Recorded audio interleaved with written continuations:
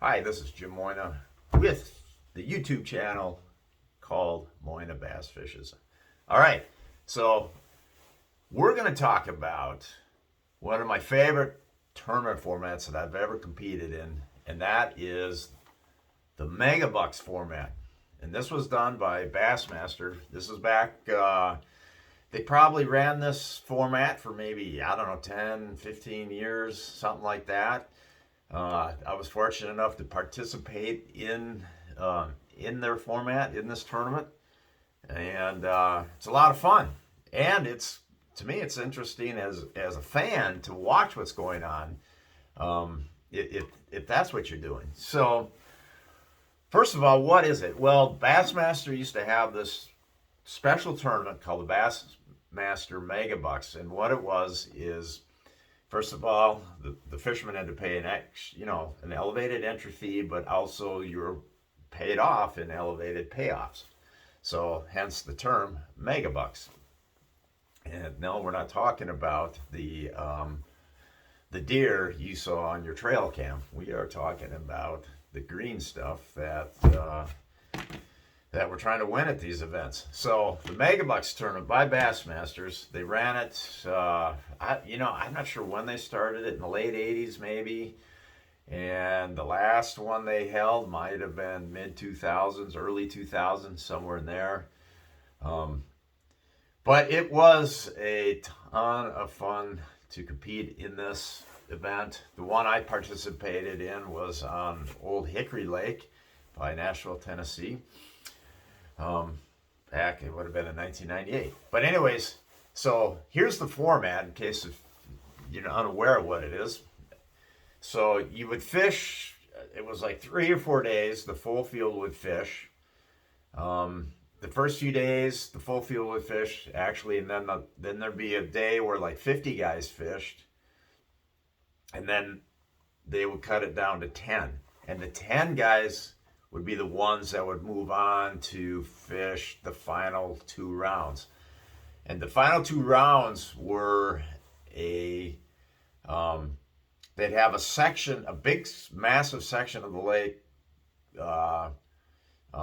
as off limits to the original competitors in the tournament. They'd save this, they'd set it aside for the final round, for the final guys. And they'd take this giant section of the lake and they would cut it into 10 pieces or 10 sections of the lake. And what you'd do is you'd each section would be assigned an angler to start the day with, and you'd fish for 1 hour on that section, and then you would have to move to the next section. So if I randomly drew section number 4, I'd fish for that in that section for 1 hour, and then I would move to section 5, fish that section for an hour, then move to section 6, move that section for an hour, until the end of the day you have fished all 10 sections for 1 hour. So for example, on Old Hickory, there's a big creek, there's a creek called Drake's Creek. That is where our MegaBucks final rounds occurred. So the entire field was not allowed to fish in Drake's Creek at all. Only once you made it to the top 10 and got to compete in those final 2 rounds, then did you get to fish Drake's Creek in that rotating hole style format. And it was a 5-fish limit. So you'd be fishing all 10 holes, and you might catch a fish out of every one or multiple fish, whatever. But you would bring your best 5 fish to the weigh-in, and then it would be your total. The winner was determined as to be the person who had the highest combined weight for those final 2 rounds. So that's how the prizes were awarded. Your catches in the preliminary rounds to get to that final 10-hole course, those catches were tossed aside, and you started at 0 with those final 2 rounds to determine who was going to finish first through 10th. And it was a lot of fun. I really loved doing that. It was exciting to get to that final round and then to actually participate in it. And the unique thing about the MegaBucks is, aside from the extra payout, aside from that, it just had a different thing. It was a different amount of fun. The unique thing about it was it brought out I think it favored the anglers who had the highest level of versatility in what they could do, because not all these sections were the same. On Old Hickory, one of the common themes was docks. Most of the holes had docks, but not all of them. So when you got to a hole without the docks, how were you going to catch, or maybe there's only one or two, how are you going to catch fish out of that particular hole? Our MegaBucks was in May, so I remember there was still a lot of shallower fish, and that's what a lot of us guys, that's what I keyed on. But then you couldn't just you had to have options. You couldn't just, you couldn't just go to one big group of fish like in a regular term. Just go to one group of fish and just camp there. You had to just figure out from hole to hole to hole to hole throughout the day, how was I gonna break down this 50-acre section of water or whatever it was, and extract as many fish out of this, or as many quality fish out of this as I can. And to me, that's the whole interest in this style format. I mean, even as a fan, it's like, okay, here's Kevin Van Dam approaching this hole. Well, then the next guy that comes along, how's he going to do it? And the next guy after that, 2 hours later, how's he going to do it?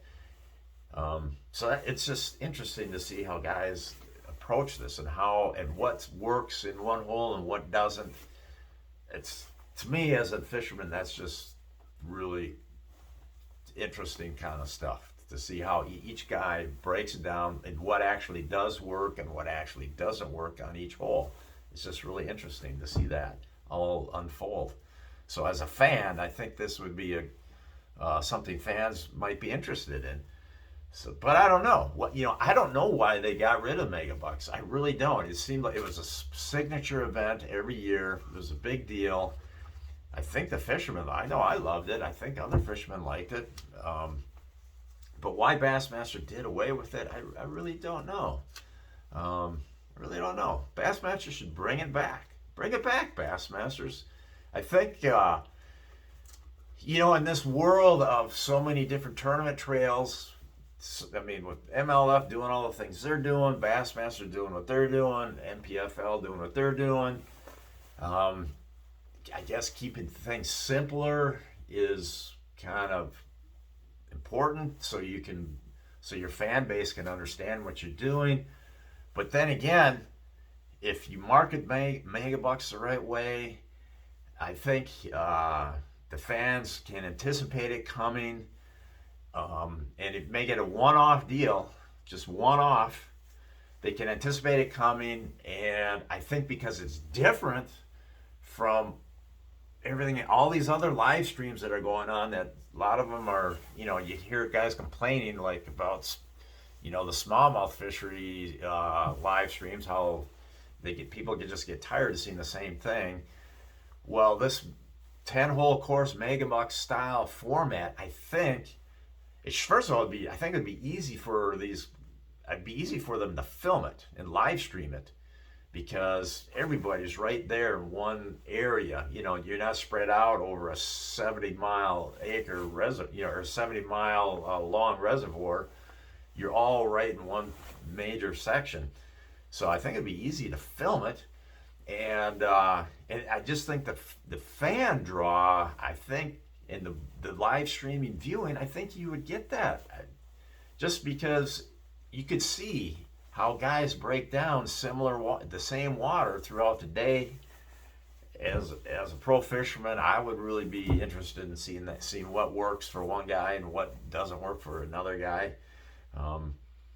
So why not? Let's bring back whether Bassmaster brings it back, somebody bring it back, because it'd be really cool. Over.